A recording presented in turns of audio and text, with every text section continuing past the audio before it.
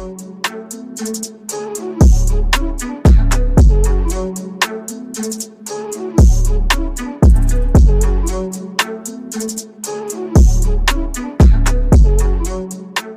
up, everybody? Fan Culture Podcast, episode 39.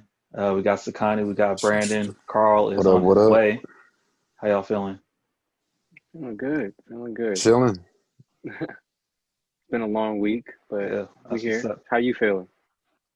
I'm good. I'm ready to get into the stuff we got to discuss. NBA is just on fire. I love the way the everything about Yeah. the NBA, from the games to the news, is just taking over the sports world. Like, baseball's an afterthought. Football is low key an afterthought right now. It's all about the NBA. So we got a lot to If get you're a to with real that. hooper, Yeah, if you're a real exactly. hooper, you ain't worried about the crowds. You watching the competition because I mean, guys are competing out there right now, and it's great to see. Yeah, yeah. I'm It feels enjoying this real a rec lot league-ish. more. It does.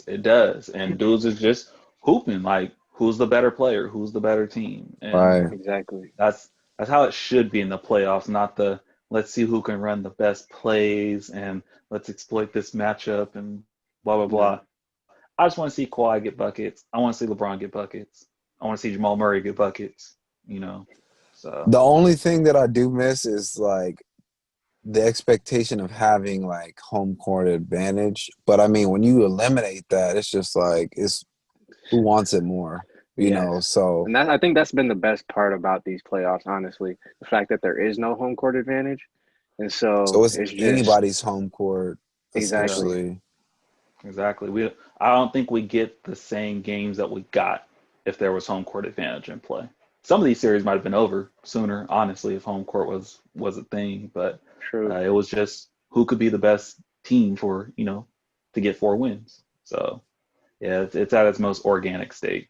But let's get into the first topic. We'll got plenty of time to talk playoffs. So the Brooklyn Nets got a new head coach. A lot of people thought it may be Tyronn Lue. Some people thought it may be Mark Jackson. And that's a huge shot. It's Steve Nash, Hall of Famer Steve Nash. We'll put respect on his name. Two-time MVP, Hall of Famer Steve Nash. Should only be one, but Hall of Famer, two-time MVP Steve Nash.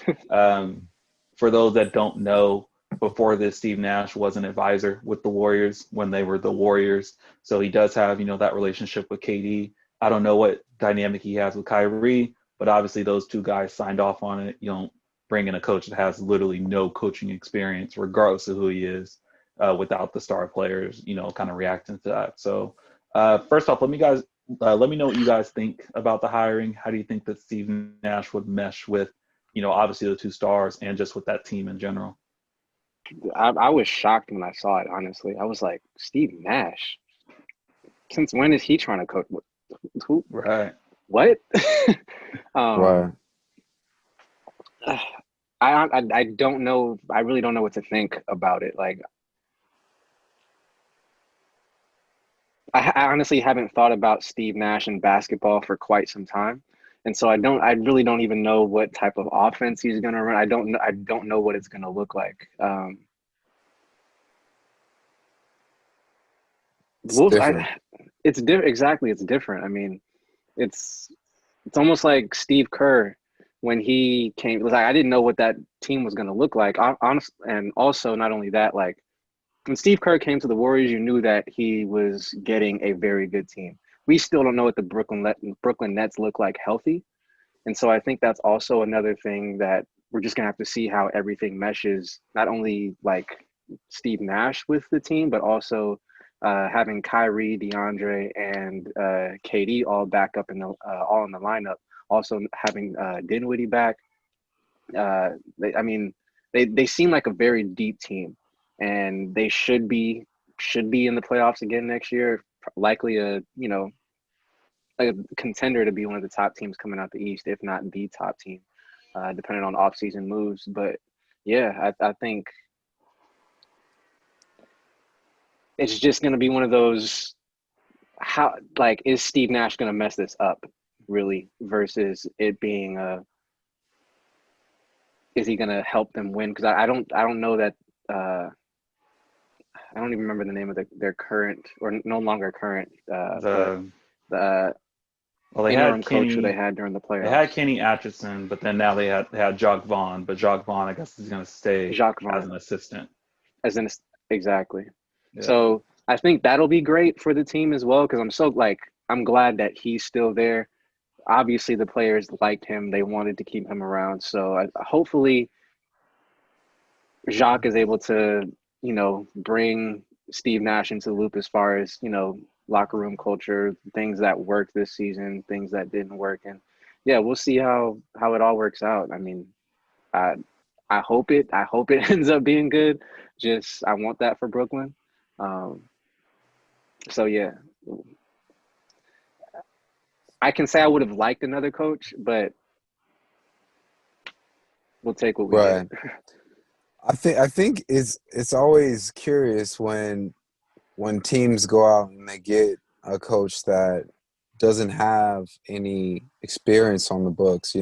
It's like it's picking a blank slate, and that's done for various reasons.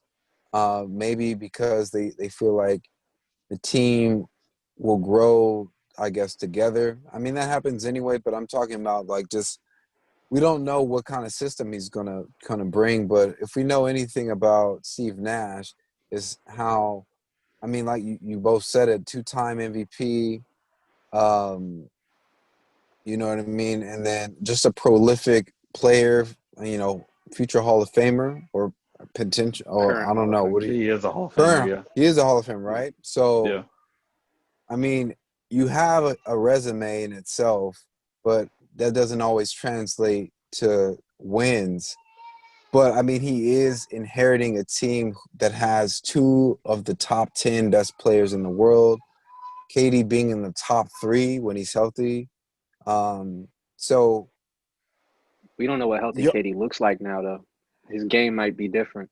that is I mean, true. that's not to say he can't just still spot up and shoot That is on anybody. true. Barring. I mean, they both are plagued with injuries. Kyrie's plagued with injuries his career, and KD's plagued with injuries his career. So maybe that will be to their detriment. Not as much But as Kyrie, does he? no, not nearly as much as Kyrie. I'm just saying that like injuries have kind of like been around in their kind of like careers. Not that people don't get injured.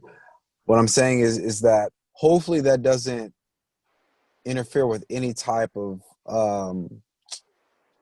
growth or expansion they're trying to do on their team, because if they're going to win anything, it's going to be with starting with those two on the floor. I know you have Karis LeVert and you have other guys to support. What's his name? Joe Harris? Is he still on Brooklyn? Yeah. I mean, in a cast of guys, I mean, I really don't know, but I mean, anytime you have Kevin Durant and Kyrie Irving, your team is pretty good just to start off with. So I'm interested to see what his staff will round his staff out with, but also just kind of like um, types of plays he's gonna run. I'm curious to what that's gonna be. I'm pretty sure that a lot will be on like spacing and just on point guard. The communication, the relationship between Kyrie and Steve Nash. I feel like that's gonna have to be something um, that they'll use going forward to I guess to have like that cemented relationship. So it translates over to like W's. I don't know. I don't know if it would interfere at all, but them both being point guards is what I mean. Will I feel like add to their added chemistry and like how they develop plays together and how they just look at overall plays. Good. Oh, what's popping, What's Carl? up? What's good, Carl? Talking Steve Nash right now. Steve Nash, obviously the new coach of the Brooklyn Nets. I'll let you. I'll let you get settled in while I get my thoughts off. I don't know what Sean Marks, the GM, saw in Steve Nash. I mean, they're former teammates. He played in Phoenix with them for a minute. I don't know what it was, but it's Could be it. something. Because if you know that you're coming in with two, I'll say top 15 players, because we know KD's top three. Kyrie didn't make my list, so I gotta say he's top 15.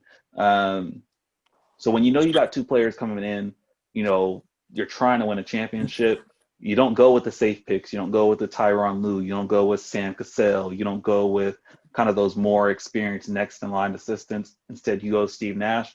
You saw something kind of similar to potentially to how the Warriors saw something in Steve Kerr, because it was only the Warriors and the Knicks that were really pursuing him, and the Knicks was more so because obviously Phil Jackson knew Steve Kerr. So Sean Marks saw something. I I mean, don't know but he's what it also is. marketable too, though. He's Well, like, yeah, but that don't matter when you're trying to win a championship. You know what I mean? Like what you got eh, KD and you got Kyrie in Brooklyn. You don't really need no star power. You just need a coach that is Won't mess worthy it up. to kind of drive your team to a championship. Yeah, and won't mess it up. yeah, If they would have hired Luke Walton or somebody like that, then everybody's really shaking their heads. Like Steve Nash were at least intrigued, because it's just a great unknown. You know what I mean? But I am excited to see how he meshes. I know he reportedly has a close relationship with KD because he was ultimately kind of working KD out, running a lot of shooting drills and stuff with them throughout his time in Golden State. So that was his time as an advisor. Um, could he help Kyrie see the floor better?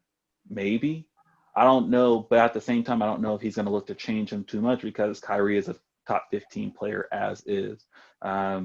What kind of point guard are you going to need to run this offense? Kind of to Brandon's point, what is going to be your offensive identity? More importantly, what's going to be your defensive identity? How does Steve Nash feel about defense?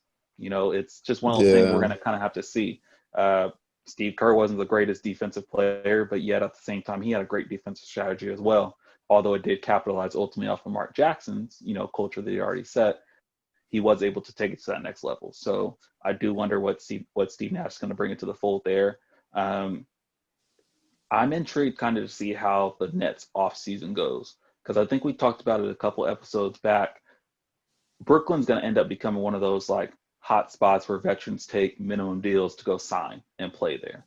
So I do kind of wonder, there's going to be, someone that could go make $10 million somewhere, but is going to take $3 million to go sign with the Nets and try to win a chip. So their roster could even have some more overhaul. I think they are going to need to add to it a little bit. This roster alone, I don't think is good enough to win a championship. I don't even know if it Definitely makes them the best not. team in the East yet. So they do have some work to do there, but I'm excited to see it. I'm not going to say it's a bad hire just because we simply don't know yet. You don't even know if KD and Kyrie gonna play a full season. You know what I mean? Like we don't know. A Well, yeah, lot of that's things are always up a in the question mark. air. Well, mostly Kyrie. Mostly, yeah. I'd Yeah, say mostly Kyrie. yeah. But I mean, And you don't know how Kyrie's mood is going to be. Is like now that Kyrie has KD and they're close, is Kyrie always going to be like on the up and up, or is he still going to be someone who is still distant from the team at times? Like, there's a lot of question marks. We just got to get him on the court and see. I was gonna say, like, honestly, I think this year was definitely just we're just gonna let this year happen. Whatever happens, happens. If the coach happens to get us into the playoffs, great. If I think it was just yeah, we'll see what happens because we don't have our full team. And I think after Kyrie went down, it was just like, all right, well, wait, was Kyrie? Well, was he healthy before He played a little bubble bit. started? Yeah, he played a little bit. Yeah, he played a little bit. That's right. And then once he went down, it was just like, all right, well, there goes that. Not that I don't think they had the Yeah, they were competing for championship like, wasn't Yeah, championship wasn't the aspiration. goal. They knew Yeah, it wasn't realistic. exactly. And so once Kyrie I'm sure his injury wasn't even that serious, but the moment it happened, team was probably like, all right, let's just shut it down, and we'll let since we're already in, we'll let our younger guys be able to get this playoff experience so that come essentially year 2 with Kyrie and KD, there will at least be some chemistry with these guys. And the way they saw KD mesh in with Golden State, and he was able to adapt to that system, and without even having a year to really observe it and learn it. I mean, obviously it's going to be different, but I think the chemistry with the guys is what I'm talking about. Like having a year to get that chemistry with the team, and then take it to, 2 years of chemistry and knowing how folks like the ball, being able to observe them, like from a teammate standpoint, I think that'll help them chemistry-wise, just be able to take I think Eastern Conference Finals could be a very real aspiration for them next season if things flow well. They're gonna have to make some trades or draft really, really well. Yeah. Yeah, we'll see how it plays out. I think like I said, I think they're gonna make a free agency run and try to get some names to fill out that roster. Are there gonna be players that they're able to flip?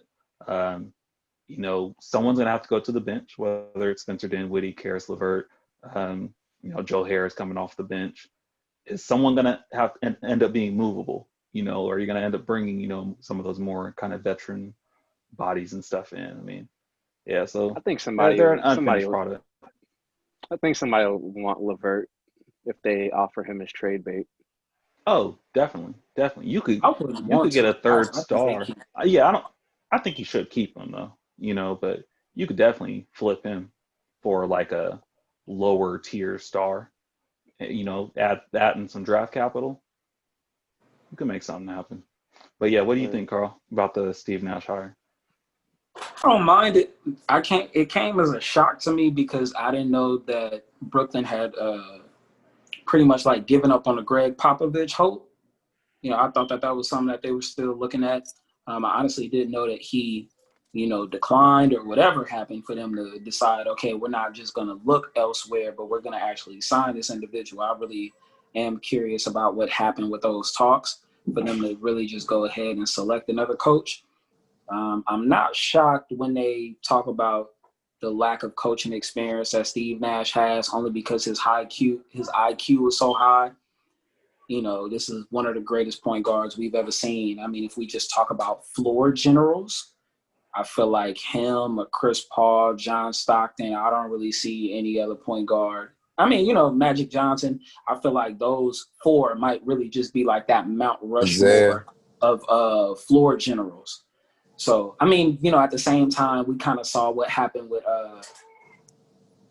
with Magic Johnson the first time he became a head coach. It didn't go too well, but, it's something that you wanted to try because it piqued your interest. What could this floor general look like as a head coach? That was the first thing that really I thought about when people just talked about a point guard like Steve Nash not having any coaching experience but getting a job like this. I don't think this is a move that you make without your stars being okay with it. And at that point, I really don't feel like it's much to discuss. He was an amazing player, high IQ. He's been around the sport for, longer than some of us have even been alive. He, worked behind the scenes of a basketball team with Golden State, worked with Kevin Durant there. And if the stars were okay with it, I don't really see what the problem is. In regards to like the roster moves that some of you were speaking of, I'm curious about what, and really, I don't know, like for the most part, Sidney, you kind of touched on a lot of the things that I was going to say. Like, I don't know what type of system he wants to run with. Does he want to mirror some sort of Mike D'Antoni style system where it's heavy offensively, where you shoot within the first whatever amount of seconds, 9, 10 seconds of the clock? You're not so worried about defense. You really just want to outscore everybody. Does he take, like you said, like a Steve Kerr approach where he does try to emphasize on a heavy defensive method and really just try to get those guys, concerned about locking down their individual matchups? Does he put them in a zone? I feel like a lot of that is really going to partake in what they do in free agency, what they do in the draft, what they try to do with any trades.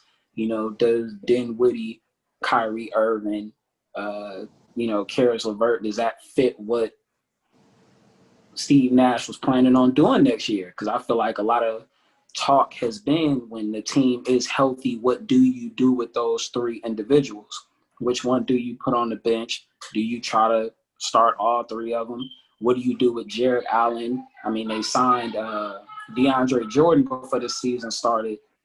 That's You right. know, what do you do with him? Do you bring him off the bench? Do you start him? What do you do with your four? Do you start the both of them? You know, do you run KD at the four? Like, it's a lot of questions that I have, but I'm not questioning the Steve Nash hire too much. I just kind of feel like, you know, we'll see. We'll have to wait after free agency, Yeah, I probably. feel Yeah, like it's too I early. yeah, I think free agency will give us a little bit of a hint as far as what their potential identity is going to be. You know, the difference between going for a Marcus Morris in free agency as opposed to um, I don't know, like let's say like a Lou Williams or something. Like that kind of shows you like, okay, we're looking Yeah. at two potential different things. We're talking getting buckets as opposed to, you know, being two-way players and stuff like that. So Yeah. Do yeah, you try to call Carmelo? Do you see what Paul Millsap wants? Yeah, right. Man, it's I hot. would call Carmelo shit after what we've seen from him in the playoffs. And another thing, Yeah. I mean, I was honestly curious yeah. about the pairing of a Kyrie and a Kevin Durant to begin with. I don't know why, but in my mind, I really just don't see it. To Especially me, with some of the issues that Kyrie Irving had with LeBron, not really wanting to be that little brother, not, you know, just being spoken to while being like underneath somebody. But then also having issues in Boston while trying to be that leader. What do you do with somebody like Kevin Durant? Kevin Durant, do I you don't come know, at? bruh. I'm just saying, like, do you come at Kyrie when you see a deficiency in his leadership? There, Do you let him do what he do because y'all equals? Because I know in you're my not gonna head, let him be above you. Like, I wonder how they're. in my Because I mean, head, y'all it cool, but when winning comes into play, like they say, business and friendship don't mix. Sometimes friendship and championships don't mix either. Carl, in my head, I feel like they're just like two hoopers that like to score. So as long as they have that kind of like, I think they have that as an understanding. I think Yeah, they they have feel like they'll just figure the rest of it out. You know what I mean? Like they're not really concerned. They know like you can ball. You're like, I know what you're about. I know you can get buckets. I know like you're on that. Like we're on not. I don't. Well, yeah. I assume they're like, yeah, we're on the same level as far as like getting buckets and like wanting to win. I think everything else they're not really like too concerned with, unless they know something we don't know. I mean, pick and roll. I don't know what's going to be their bread and butter. Like I was saying, there's so many question marks when it comes to Brooklyn's team right now. You just added another one with Steve Nash. I mean, but they're good problems to have. You know what I mean? Like it's not like you're adding on like somebody who's been trash. You know, we don't know what Steve Nash is going to be like, so he doesn't have anything like going for bad going from. The only thing that I've been kind of like harping on is that Kyrie's health issues has kind of kept him off the court, and then like with KD, it's hit or miss. But no, I'm interested to see what they're going to be like, just to add another competitive element in the East. And I think going forward, I'm sure they'll add at least one, maybe two other good pieces that'll make them, I mean, compete with at least the top five in the East, at least. At least, I don't think. I think they'll definitely be a top. I think they'll be a top. I think they'll be a top three team. I don't think Could Toronto be. will be. I mean, it would depend on the moves Toronto makes, but I'm sure Gasol is leaving. Um, who else is a free agent on that? Fred Van is a Vliet. free agent as well, right? Yeah. Um, yeah, it would just depend on who Toronto is also able to keep, because we know Boston, their young core is going to stay there. Um, Miami's pretty much yeah, locked. exactly. Aside Miami, I from who think they they'll pretty much add. Yeah. exactly. Does Philly take a step forward? It's reportedly they're hiring Tyronn Lue as their next coach. They got Oh, some they moves are. to make, so there's no Okay. telling. I mean, well, only I just want to kind of touch this real quick, and I'm just we keep moving. But with the KD and Kyrie thing, what I was really just trying to say was, I feel like KD may have had like that type of mindset with like a Russ, you good, I'm good. Let's just both be good, and then we'll win.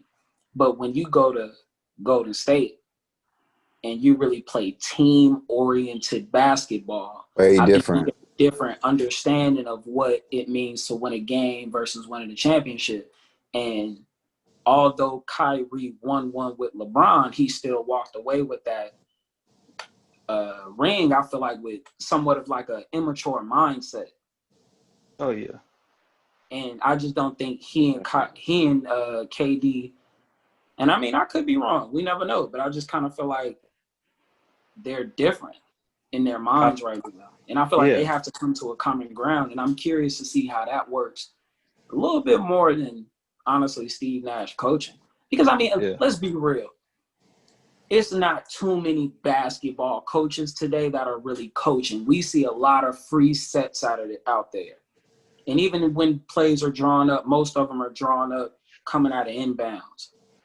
Like, I don't really know what Steve Nash is going to do. Like, I don't really know how much he's going to. I'm excited to see. Yeah, I'm excited to see. You know what I mean? Because I mean, if his coaching is anything like his play, then we're going to see a completely different change in New York as far as the scheme of like basketball team. Because I mean, the Nets are a laughing stock, and they have been for a while. I mean, they got the 8th pick in the draft, and people are complaining about that.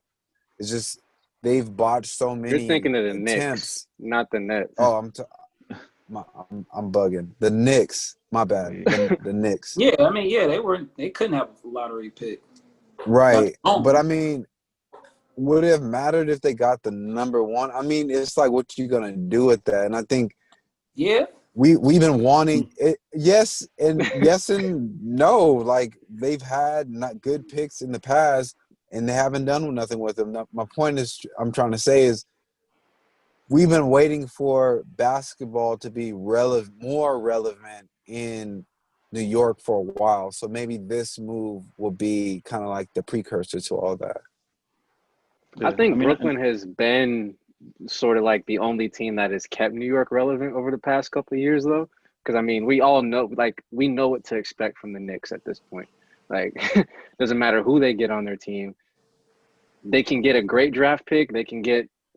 They find a way to fuck it up. And that's what I was trying to say. Like, I think it has more to do with, but that's not to say like the number 1 pick couldn't change things. It could I just think potentially it's a matter help of the culture, but it's the culture of the team.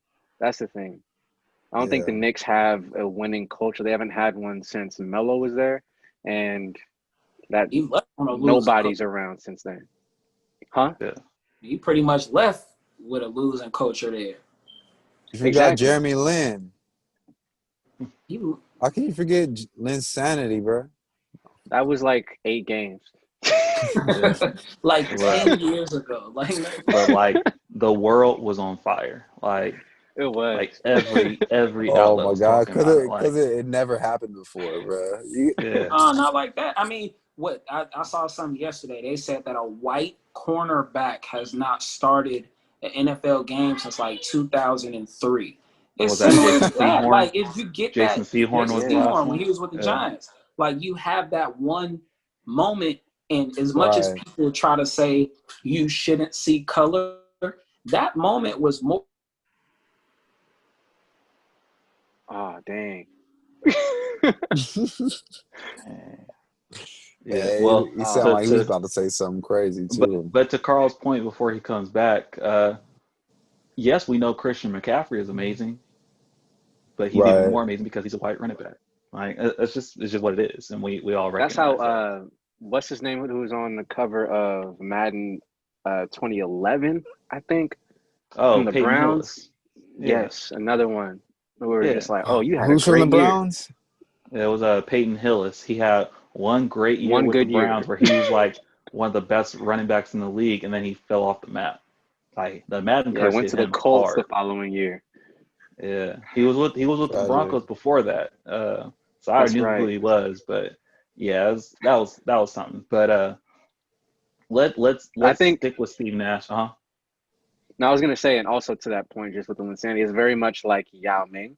I mean, Yao came into the league and was just we've never seen an Asian player, Right. let alone one this tall, let alone one that can ball. And so when we got that again, another Asian player with Jeremy Lin, it was like, oh shit, like again, another People gift. aren't used to seeing 6'4" Asian people. You know what I mean? Like to see somebody that's 7 foot. I mean, I'm not used. I mean, 6'4" is kind of regular height, but I mean, like 6'8". He was like 7'4", 7'5", Seven something foot crazy. five. Yeah, Yeah.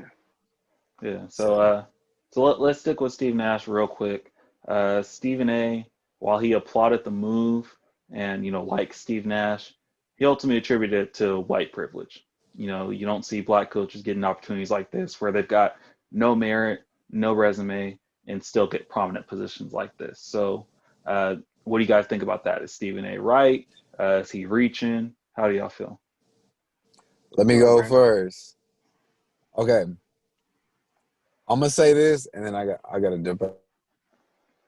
I will say, I feel what Stephen A. is saying because it does tend to happen quite often. I mean, it's not that there's not good enough crop to pick from. It's just that there's always being picked from a certain, selection of, potential hires. And, I think there's one thing to keep saying that it's happening, but I think the next step would to be, okay, if that's the case, then how do we set up to where there's better opportunities? You know what I mean? There's new rules that come up all the time. Maybe we can institute or initiate a new rule to help alleviate or combat, those disparities in the workforce. And honestly, I didn't feel that. I'm not siding with Stephen A. entirely. I'm saying in this situation, I didn't 100% agree with that. Although I don't know what goes behind the scenes, but I didn't feel that this selection was completely merited that statement. However, I think it was you, Sydney Orsacani, who mentioned that he knew the owner. So when you know the owner, or you just kind of like they were Of the teammates, GM. or the GM, whatever, yeah, you're gonna hire somebody first and foremost, somebody you trust and that sort of thing. So I think a lot of times it's not what you know, it's who you know, and I think that a lot of these owners and a lot of these GMs need to start creating relationships with, some of these coaches that they don't know, meaning, people of color, That's tampering. because is it tampering? Yeah, if you're trying to create relationship with someone who is not So involved in you have to influences. hire them. You have to hire them first. Well, no, I just think if one to try to like get a relationship with an assistant coach, I think you already have to have that relationship. It's hard for I think GMs to get to know like staff members on another squad until after like I pre feel or you. after the I season's feel you. over.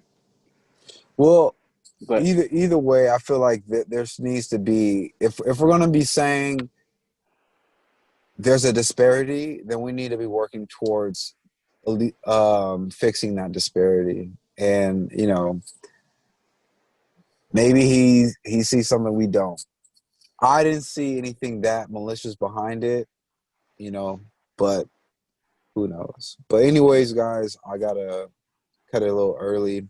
I'm super All right, excited for about the sure. NBA playoffs, and I'm excited for like the upcoming series. Go Yeah, word. Lakers! so, eh, I Before don't you even know go, who how. you got? Clippers or Dallas? I mean, Clippers sorry, or Clippers or Nuggets. Nugs? I was For gonna say Nugs, Clippers. I was gonna say Clippers in six, probably. Man, I'll say Clippers. You know what I mean? Because they're so loaded as a squad, and I just feel like you got to isolate a couple players on um, the Nuggets team, and then after that, it's you'll have your advantage. But yeah, I got the Clippers. What's that? So I'll be waiting on that battle for LA Yeah, Right. in a little it's bit. gonna be something. All right. All right, All bro. right then, bro. See you guys. All right. Peace See out. you. Peace. Peace. Peace. Honey, what are your thoughts on this whole white privilege claim? Um, that's definitely not wasn't even a thought on my mind until I heard Stephen A. say it, and I was like, white privilege.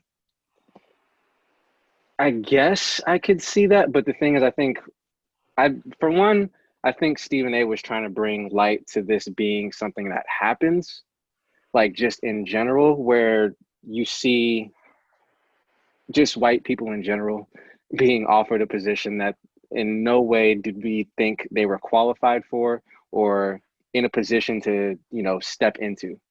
Um, and I think that happens in lots of industries. I don't think this case is really one where you can say it's white privilege, just because there have been so many black coaches as well that have come into the same opportunity without any coaching experience either. And Right. I mean, I read Isaiah Thomas with Isaiah Thomas. Carl said it earlier, I think, with Magic. Yeah. Magic. Mark Jackson. Mark Jackson, Steve Kerr. Um, yeah. Steve Kerr. White one, but still. Yeah. But yeah, you got players like that. But yeah, And no, go ahead. is Jason Kidd like half black? I don't know. I don't know what I his know he nationality has is. he has black in him. I don't know the And so breakdown, but he's yeah. So another one. word. So if we're gonna talk about like in recent years, teams that have brought on a coach with no coaching experience, I think there have been more black coaches than white coaches. Hmm. Um, I'm not keeping track, but I'm just thinking of recent memory. I think that's what it is. So again, not to say that Stephen A's comments don't have validity in some areas, but I think when you apply it to Steve Nash in this situation, I think it's more so him trying to continue the narrative that the NBA is pushing right now, as far as equality, as far as there being black, black voices, black folks in positions of power.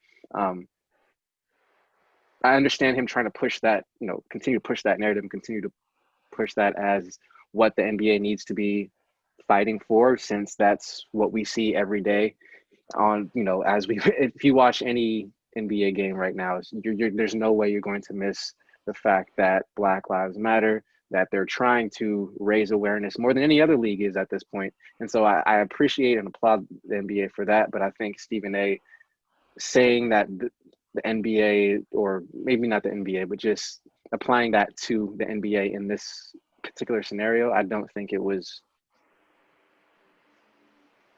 correct. Yeah, no, and I gotta 100% agree with both you and Brandon. I think that the timing of Stephen A's comments were more so based on kind of what's been going on recently. You had two black head coaches get fired. You had Alvin Gentry get fired. You had what's his name, Nate McMillan with the Pacers get fired. Jacques Yeah. Vaughn as the interim is obviously not going to be the head coach of the Nets. So that's basically three black men that were in head coaching positions that are no longer there. Obviously, we don't know who's going to fill those vacancies yet, but you had that happen, and I think it's kind of just the fact that we have great black candidates that are in line. Tyronn Lue, he won a championship 4 years ago. You know what I mean? It's not like it was ages ago. So I mean, you see him. There's guys like Sam Cassell. Sam Cassell is well respected. He's one of the top assistants in the NBA, He's but he hasn't been a head coach another yet. one I was thinking of. Another one I was thinking of is what's his name on the Warriors? His brother came Um, out as the first uh, gay player. Jaron Collins. Yes. Yeah, He's been there for quite some time, and I think he's right. been a great assistant coach there as well. Yeah, you've got him. You've Yeah, still got Mike Brown. Mike Brown exactly. obviously had some playoff experience with and finals experience too with Finals, his first stint exactly. with the Cavs. So you have great black assistants, and I understand that. So I think it's just kind of when Stephen A's eyes, a perfect storm of, hey, the numbers are trending down. No one even knew Steve Nash wanted to be a head coach, and he just waltzed right in and got the job. So the perception looks like, hey, well, that's just Steve Nash walking in. But I'll attribute that more to like superstar privilege, I guess you can say. You know what I mean? As opposed to Yeah. white privilege. Like Steve Nash is just, a big name. Steve Kerr was a big name because he had already been in the broadcasting booth. So he was well known. He had already been running the Phoenix And Suns he for had a minute GM as well. experience. Exactly, exactly. Exactly. So it wasn't like he completely came out of nowhere. But a guy like Mark Jackson, we had only seen him on TV. You know what I mean? And that was it. And he waltzed right in and got a job. Magic retired and decided, I want to coach now. Walked right in and got the Lakers job. So, I mean, we've seen it both ways. So that's why for me, I don't attribute it to white privilege. It honestly never, Yeah. just like you said, never crossed my mind until Stephen A said it. And I don't want, knowing where we stand on, social issues and stuff, I don't want, these things to, be used as negatives against us and just say, see, black people are This reaching, blah, blah, like pick your battles. exactly. This isn't a battle to try to This pick. isn't So at all. yeah, I can't side with Stephen A on this one. It's Me more either. so, hey, Steve Nash is a superstar. He's a Hall of Famer. We've said it, about 5 times already. And he knows the GM. I mean, Exactly. if And he that has a was relationship with the players. Like exactly there's several things that went into his hire most likely, and also several things that like we don't know. But if you look at like just the surface level, right, you can say I wasn't expecting it, but it's not. It doesn't seem just completely like if they said Richard Jefferson was gonna be the next coach, I'd have been like, what? hmm That would have been more shocking than a two-time, as we said, two-time two-time MVP, a Hall of Famer, someone who is well respected all across the league. Um, right, yeah, exactly. Like I know another thing that made news was Chauncey Billups is supposedly interested, becoming a head in coach coaching now, and, now. and teams are kind of doing their scouting reports and stuff on him. Mm-hmm. He hasn't coached. He hasn't been in the front office as far as I know. He had that one little possibility where he was going to be like president of the Cavs, and I think he decided not to. Um, Yeah, but I mean, no one's complaining about that. Everyone thinks, well, yeah, we see Chauncey's great basketball mind, and we say, yeah, give him a chance. Same thing with Steve exactly. Nash. Same, We know he has one of the same greatest thing. basketball minds. Give him a chance. If it doesn't work, he doesn't work. It'll be different if Steve Nash, falls flat on his face, in this Nets position and keeps on getting jobs elsewhere. You know what I mean? Like he's always Exactly. gonna be in the head coaching carousel. Jeff Fisher. A whole another issue. Jeff Fisher, exactly. So if it ends up being a situation like that, and he's just not a quality head coach, but still gets jobs with half of the NBA, talk to me then, and we can have that conversation. But right Exactly. now, nah, it's reaching. It's definitely reaching. I think the same. So I yeah, brought up Richard Jefferson earlier, and he had yeah, some comments on Giannis that I thought were interesting. yeah. So he tweeted during Game 2 of the Eastern Conference semifinals, right? Yeah. Um, yeah, and ultimately said, I'll let you take it and get your thoughts off first. Well, yeah. He said that Giannis needs his Jordan, um, which in discussions with y'all before, it was like, if it's to mean needing that other person who's like gonna have that killer instinct, then yes. But to call him like Scottie, I think was not a diss to Scottie, not a diss to Giannis, but I think that's not the right comparison. Um, Mhm. Giannis is not a shooter, and when the lane is clogged, he's not going to always be able to take that shot or be that person in the final minutes of the game to be able to, all right, I'm going to kick it out to this person. And I know that they're going to like, they have that dog instinct in them, that Kobe in them, that Jordan in them, that just that thing that we can't really explain that, you know, makes great players even better. And I think Giannis has that. I really do feel like Giannis has that, you know, plays with that anger that I want to like dominate you however I can, yet his jump shot doesn't have that same energy. And it's not to say he hasn't yet developed it, but I think, you know, he's not Jordan on that level where he can, you know, take the game over and close out a game. But to say he needs that person, I don't know who you're talking about as far as him getting that extra person on their team that will take over and be able to close out games. I just don't know how many players come into a team and take that role. And like, yeah, they step into a new team and just take that role. Like, all right, I'm the guy. And I know I'm the guy, especially on a team with very likely a 2-time MVP. I don't know how you come onto that. Like just how we saw KD didn't come onto the Warriors as the man. He learned how to mesh with the team, and they all ended up like everybody was a killer. KD, Clay, and Steph. You knew you could count on all of them to be able to take that last shot, to be able to carry the team when necessary. Right now, they don't have that. And I think that's more so what Rip was talking. Sorry, I keep saying Rip. Richard Jefferson was talking about. But again, I just don't know if you're saying that Giannis needs that type of player. I don't know where he's going to get that, at least within like the next 2-3 years. If he decides to, you know, re-sign another 2-year or 3-year deal with the Bucks, because he's also a free agent this year. And if there's any place that he can go and have that type of player, it's likely another 2-time MVP in Steph, because the Warriors are making cap space for him. I really don't know where else. Like he can't go to the Lakers. I just don't know where else he'll find another player of that caliber who can step up in those moments. Yeah. So it just seemed really far-fetched. Yeah. I think that the world completely lost their mind and overreacted. I think a lot of people saw this on a surface level, and, you know, they saw Richard Jefferson's statements. I don't know at what point saying Scottie Pippen in general is just like the biggest diss of all time. It's not. Scottie's like one of the 50 greatest players of all time. Like, let's be real. And on top of that, like, we got to see Scottie ball out without Jordan.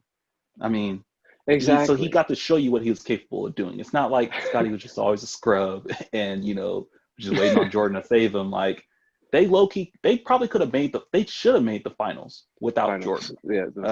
But, you know, that's a whole nother topic. But I think that what Richard Jefferson was saying, and he got a chance to clarify his comments too, was just he was talking about that killer instinct. But like, to your point, there's only so few players that can accept being the number 2 player, but still be willing to take that shot all the time. We've seen it only, you know, a few times in recent history. Kyrie, for example, Kyrie with LeBron. Kyrie knew he was the second best player. He wasn't better than LeBron, but guess what? That confidence, he wouldn't tell you that.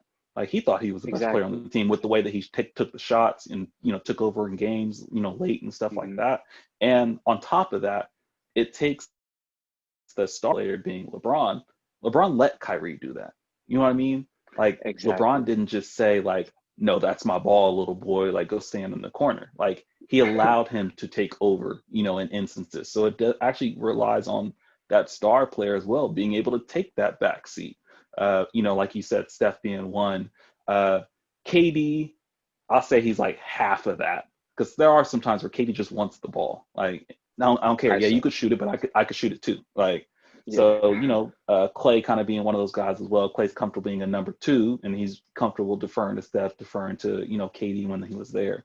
Um, the only guys that I can think of in today's game that are fine with that would be like a Kyrie with Giannis, because Kyrie's going to get his regardless. And if I see yeah, this shot, I'm going to take this shot. I don't need to force it into you and make you take the last shot.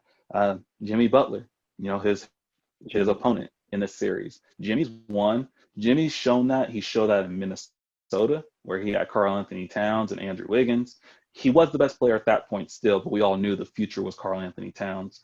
Um, Yeah, Philly, the argument is the best player is Joel Embiid, but guess who was taking those late game shots? Jimmy Butler. You know Jimmy. what I mean? Exactly. So, Same and in I think Chicago. that might be part of the reason there is some speculation about Giannis going to Miami.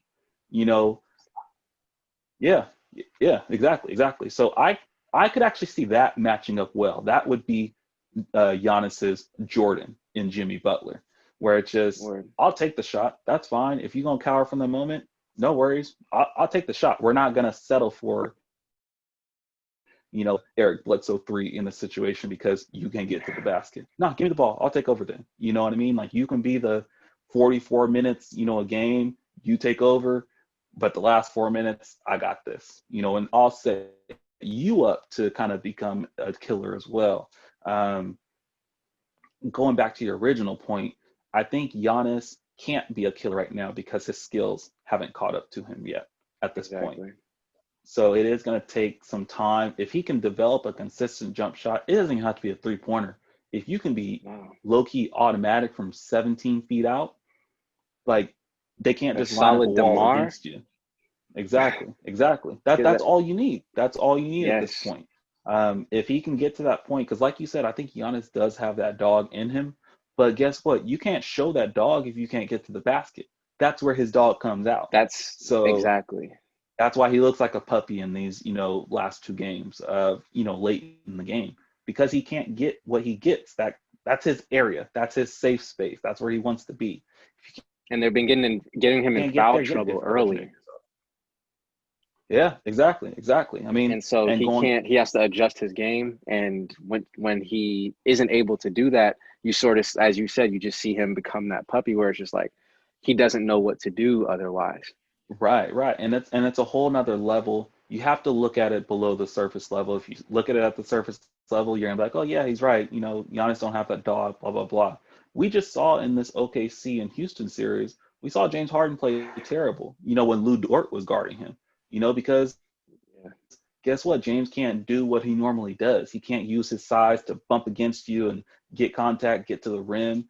He's not Mm-hmm. much faster than Lou Dort to where he can create separation. So that's why James Harden looked bad. But we know James Harden is a dog. We know that he wants it. So it's just you just got to look at it just one or two, layers lower to kind of see Giannis has that dog.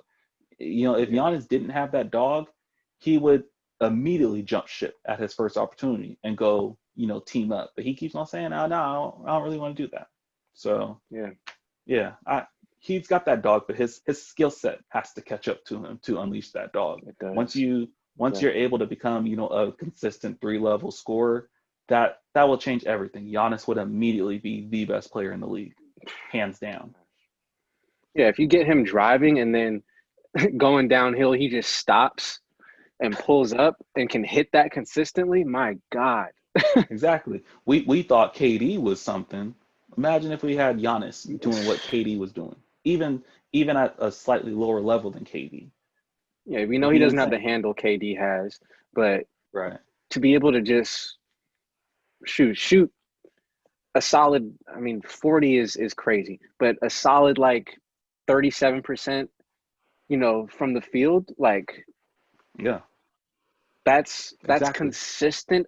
That's slightly consistent enough for me to feel like, all right, you can be trusted with a jump shot, but he hasn't proven that yet. Yeah. He's got to develop his jump shot like LeBron did. At least get to that point, Yeah. because we still don't consider Braun a great shooter, but you're not going to disrespect him either. No, you're not going to let him shoot. Exactly. This is no Ben you'll Simmons let Giannis situation. shoot. Yeah, Exactly. exactly. Giannis Giannis still airballs free throws every now and then. So, but like we see his wingspan, it's like if you just stick your arm out, you're halfway to the rim. How are you airballing? That's crazy. Yeah, it's insane. It's insane. But yeah, we'll have to see what happens with Giannis. I mean, he's got the potential, but he's just gonna have to see it through. It's on him to get in the gym and get uncomfortable, do those workouts, do those shoot those shots that you don't normally shoot, and gain that confidence. Exactly. It's gonna start in the off season. You can't just up and just start shooting threes and say I'm a new player now. It takes work, and you're gonna have to grind it out.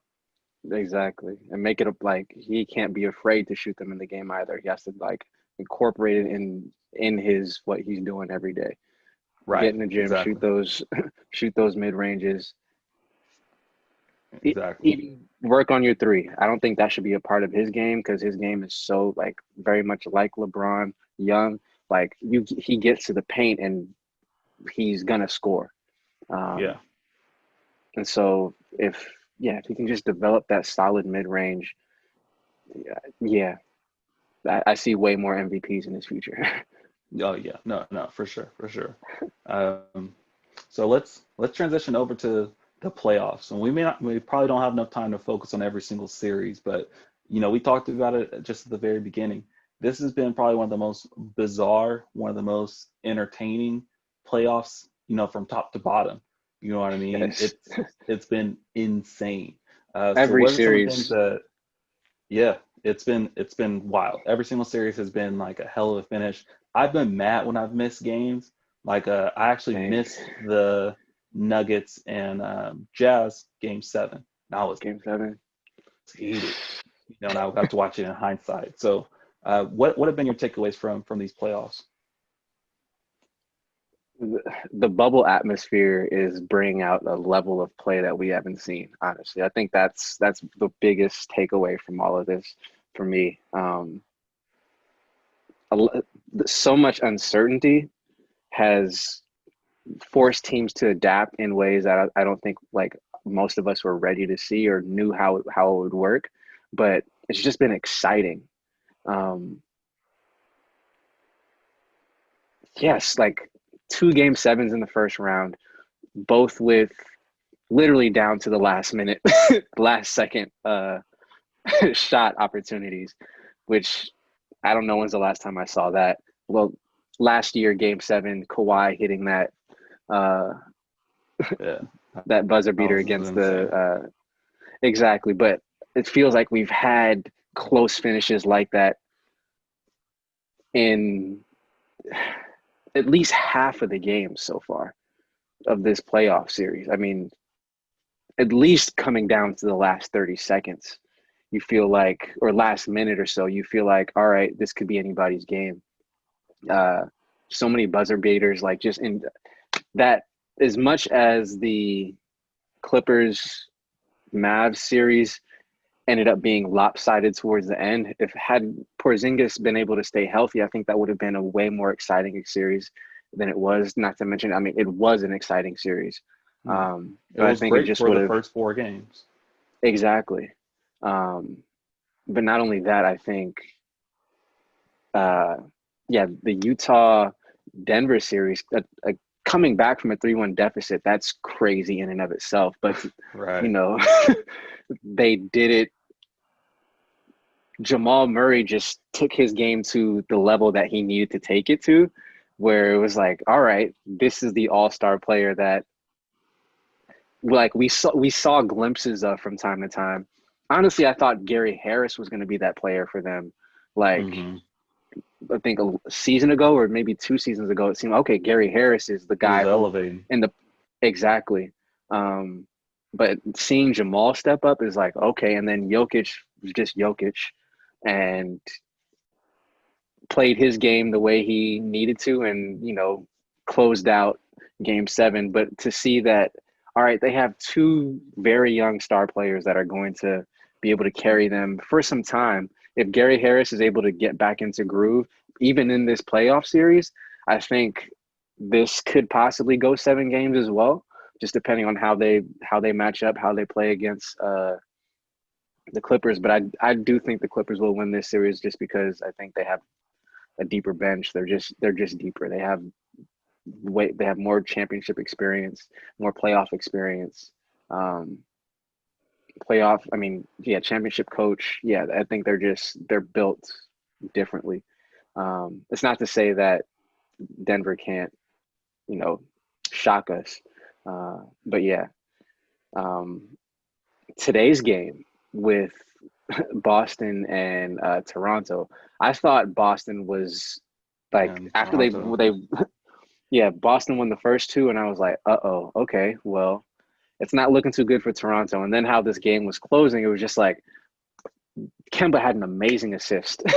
I don't know if you watched the game, but I didn't at first. literally, Yes, I didn't know what the hell Kimba was doing. I was like, bro, what are you doing? And then he just hits Daniel Tice with a no look. perfect no Are you look. kidding?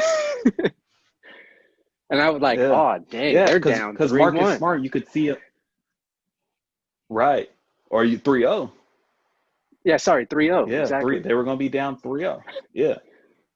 And no one's coming back from that. You know what I mean? Or at least think. No. Who knows? These playoffs could have, completely changed that. But yeah, that play was just insane because, Toronto had been firing on all cylinders as well. So you're kind of thinking Toronto's going to come in and the series is definitely going 7. It's kind of what you assume coming in. And then you see Boston assert themselves. And I'm loving it because I would love to see Boston and Miami in the Same. Eastern Conference. I was thinking about that. I think both of those teams, I'm fine with either one of those teams being in the finals. Ideally against one of the LA teams, I'm good with that. Like that would be a tremendous final series. So yeah, but these playoffs have been amazing. Going back to Jamal Murray and Donovan Mitchell, that was kind of the wildest mano a mano I've ever seen throughout a series. I mean, and it was exactly. And the fact that you get used to it was like rec league where you can you still hear me? Yeah, I'm still here. Sorry, I'm not sure what's going on. Okay. My screen went black, but I'm here. Yeah, no worries. So kind of seeing it like a rec league and you have the two best players going back and forth, mano a mano. But the crazy thing is like they were all hitting their shots back to back to back to back. So it wasn't like, no, okay, well, let me just shoot 30 times and I'm going to go 13 for 30. It's like, no, these guys are shooting 55, 60% from the field, 60% from 3. Like it was insane to see. So the fact that there were so many times I saw Jamal Murray, taking a shot and I'm like, there's no way. And then it just goes in. Exactly. Same thing with Donovan. I'm like, oh no, that's a force. Why are you taking that? Goes in. It's just like literally they could not miss. And, to see two teams, or two players just will their teams the way that they did was one of the best duels by far that I've ever seen in an NBA series. So kudos to those guys. That just shows you the league is in good hands. As our favorites, start to retire and move on up, the league is in great hands. So shout out to them. The Lakers and Rockets series is going to be interesting as well. I do think that, it should be. But if the Lakers just keep things simple, I could see them making decent work of this series. I could see them finishing off Houston in 6, maybe 5 if they're really clicking. That's what I was going to say. It could be a 5-game series, but likely a 6-game. If Houston's able to push it to 7, and it's going to be Houston that pushes it to 7, because I really don't think LA is going to have to I hope we can force a game 7. If they find themselves in that situation, then I think they're going to have real trouble going up against very likely the Clippers in the Western Conference Finals if they have trouble with Houston. Because I think the Clippers are one of the best matched teams to go against that small ball that Houston plays. Exactly. Yeah. So I think that we'll see. I think that the Clippers are going to start to catch their stride. I don't know the end of the game of game 1 right now. Last time I saw they were up 23 in the third quarter. I think that the Clippers are hitting their stride now. They got the whole Maverick series, which was chippy as well. And mind you, I think they said the Mavericks were like the most efficient offense in NBA history, something like Yeah. that. So I mean, they got through that juggernaut, and yes, they didn't have Porzingis for the whole series, for the entire series, but you had Luka, who was on fire. You go into another Yeah. team in Denver that's known for a great offense. I think this is really allowing their defense to, get to where it needs to be. Because when you're Yeah. going up against juggernauts, you're gonna have to enhance that communication. You're gonna have to give that second effort because if you don't, you're gonna get run Exactly. off the floor. So I think their defense more so needed to catch up throughout these playoffs. Their offense is gonna be fine because they got scores. I mean, hopefully PG can stay on track or get back on track. You don't know what you're Yeah. going to get from him. So that's a big concern. But I don't really see them having much trouble with Denver because Denver can't guard anybody. So, Yeah. they'll. Well, I will say this. I think they had a great game plan in allowing Donovan to be able to score. Just let Donovan do whatever he needs to do. He's gonna score. But we need to shut everybody else down. Yeah. The thing is, I think the Yep. Clippers Don't have let too Joe many Ingles get players. off. Mike Conley. Exactly. Thing is, the Clippers have too many players that could go. I mean, you have Lou, you have PG, you have Kawhi. Um, who else Marcus am I thinking of that Morris. can?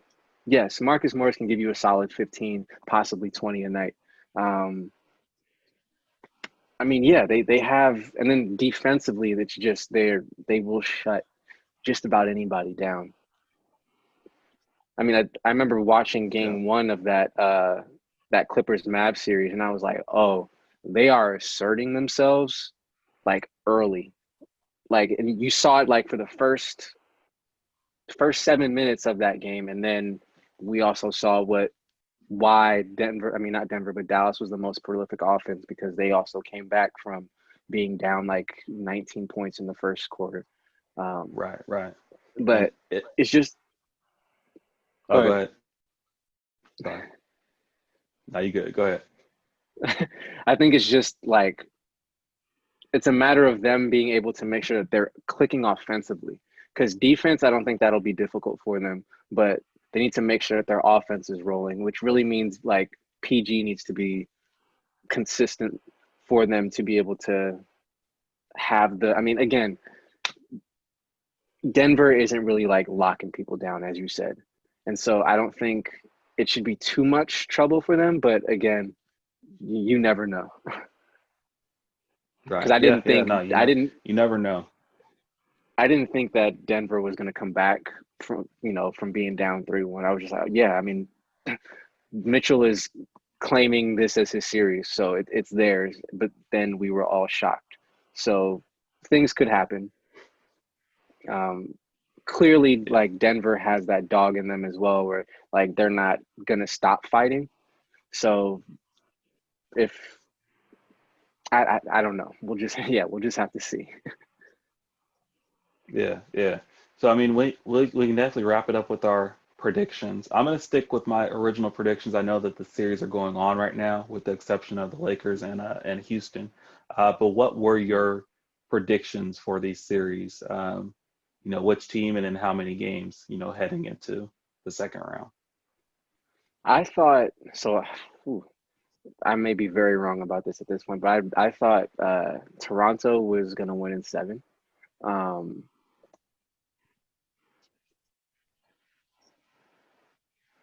sorry, I'm trying to think. Miami. I have Miami in six. Um, Miami and Milwaukee. I have Lakers in six, and I have uh, Clippers in five. Mm, So we'll see. yeah, yeah. What about you? Um, So you weren't alone in that Miami pick. I just had a feeling.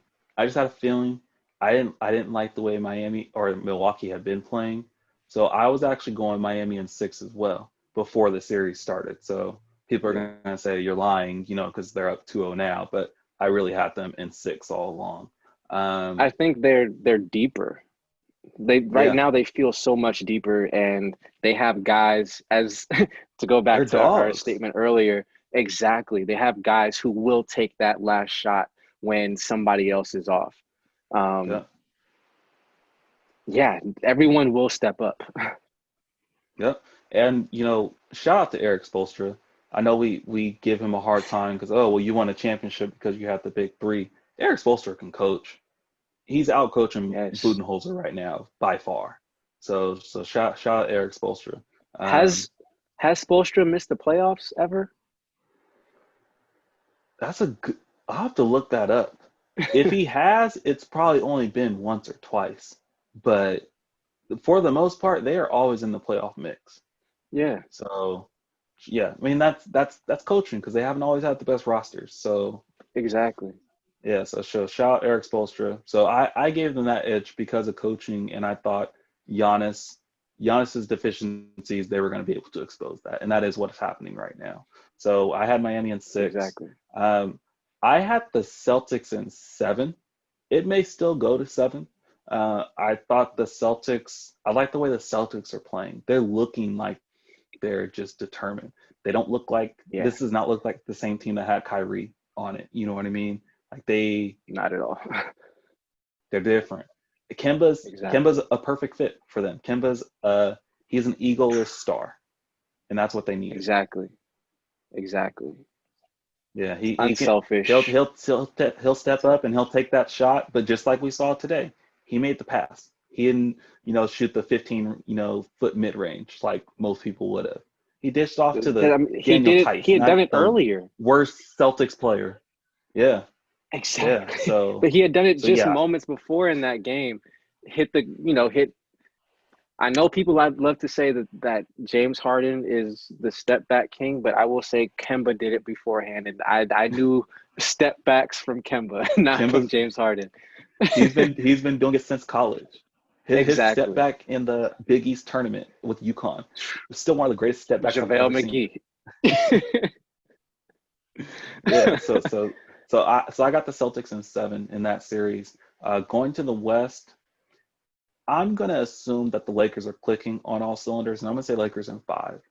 Not to say that they're gonna Okay. blow them out. These games will be close. Because Houston's gonna keep it close with their 3-point shooting. But I think that the Lakers are figuring out how to close games now, and I think they're Yeah. gonna kind of know. LeBron has one of the greatest basketball minds. He's gonna know, okay, AD, these are your last 3 minutes. Go to work. Oh, I got this. As LeBron. So I think that they've got that Exactly. figured out. LeBron will step up and guard James Harden when it gets late. If he need to get a stop, If he needs to. he'll Yeah. he'll do that. Yeah, We know he will. he's not going to do like Giannis, Defensive Player of the Year. Oh, well, Jimmy Butler had 40, but the coach didn't make the change. I'm going to listen to my coach. Whatever. No. No, like a championship is on the line, dude. So Exactly. yeah, so I'm gonna say Lakers in 5. Wouldn't surprise me if it goes further, but I'll say in 5.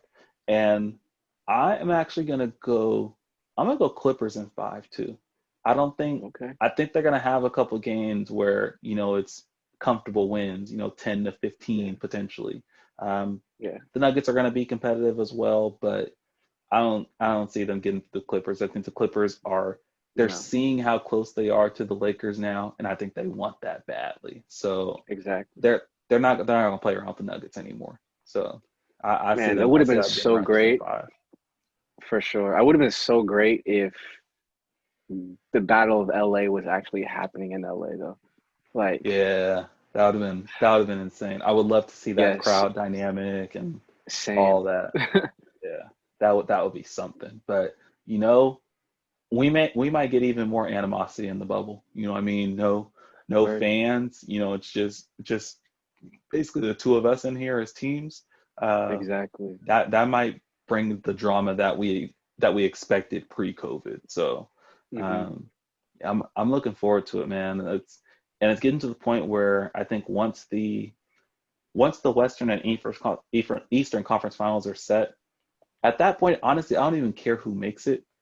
I think all of those games, all those teams would be good matchups in the finals. You know, Honestly, I, same. I I yeah, Yeah, I was just gonna say, I originally picked the Clippers to win it all this year, and I'm gonna stick with that prediction. But there's the Kobe factor. There's the Kobe factor. If the Lakers did it for Kobe, Yeah. I got no problem. I got no problem with that. Exactly.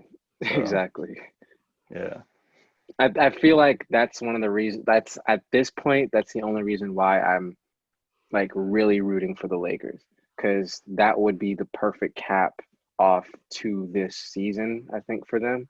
Um, I I won't say that's the only reason. Being a fan of LeBron's greatness, I would love to see him get another chip, but that's not like I'm not rooting for that. Like it would be nice to see it just legacy wise, because it's not often you get to see a player of his caliber play for this long, for this great, like this great for this long. And so Right. just to add another like thing to his already like Mount Rushmore career, I think this would be great for him. But also, I would not be upset to see Jimmy Butler get a chip. Like I would love to see that. Um, I would love to see like this young Boston team be able to assert themselves and like win one young. Yeah. I wouldn't be mad. I mean, no, I know I'm not going to be rooting for Milwaukee. I won't be rooting for them personally. I just don't. Right. Not that there's hate there. There's no love there. I don't have Yeah. any. No, None of the absolutely. players on that team really excite me. Like Giannis, he's fun to watch, but again, it'd be nice to see his game elevate to like that next level, to where it's like, oh, I really like watching you play. Yeah. The other teams I feel like are exciting to watch outside of Milwaukee. It would be Mhm. great for Toronto to win it as well. Just storyline, like, yo, they won it last Yeah. year with Kawhi. This year, it's like, oh, we didn't even need him. We came back and and won it Yeah. again. So it's like That would that be would be a something. great story as well. Um, Denver, I mean, that's another young team where just like wow, that would be nobody saw that coming if they even make it to the finals. But if they Yeah. did, that would still be like, this is a young team that's going to be exciting to watch for years to come.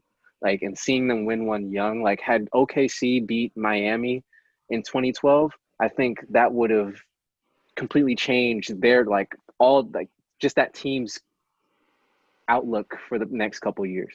Yeah. That Obviously, team could still they be didn't have together potentially. exactly, and so because if these guys are able to do it younger, I think that would be great. But it's not often where you see young teams make runs like that in the playoffs. So I think Boston has the best chance to do it. But honestly, most of these teams are just really exciting to see. Clippers, they're a great team just all around. Um, Lakers, I mean, yeah, we don't really need to talk about the other teams on this Yeah. list. Houston, I'm not a fan of James Harden, but I wouldn't be mad to see him and Russ team up to win, win a chip for the city of Houston. I mean, it's been 15, 20, 20, 25 years, It's been 25 years, 95. yeah, 25. Sheesh. So, Yeah. so yeah, honestly, every series is one that I'm going to be peeled to and excited to see. But I do hope that Toronto can, make me right. Uh, but the way Boston is clicking right now, it's like they look that good. They look like they could Yeah. at this point. They look like they could have swept Toronto the way they've been playing thus far. Yeah. So yeah, we'll just have to see how the rest of it plays out. But playoff wise, I'm excited. Looking forward to seeing what happens. Yeah. Yeah. The first round now over, going all second round matchups, and we're seeing, some of that same drama. So it's been Mm-hmm. it's been amazing. Hopefully the referees can stay out of it moving forward. We didn't get to really talk about that too much, but hopefully we won't have to, down the road, because they just, keep their whistles and don't use them at, awkward times, unnecessary times. Buzzer But beater. Right. A buzzer beating free throw. When was the last time you saw Yeah. that? All-Star game. Right. Yeah. All-Star game. Right. Yeah. You have anything else to add about the playoffs, or we're gonna wrap it up here? No, that's really it. I feel like we've covered quite a bit, and don't want to bore people for too long. Yeah. Yeah.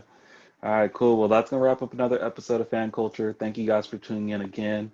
Make sure to like, follow, subscribe on all of our platforms: Facebook, Like, Instagram, follow, subscribe. YouTube. I Yeah, don't know if you could yeah. do that. I'll have to put buttons there. But yeah, like, follow, subscribe. Check us out everywhere you can. Share the podcast. Let people know what we're talking about. Give us feedback. Tune in.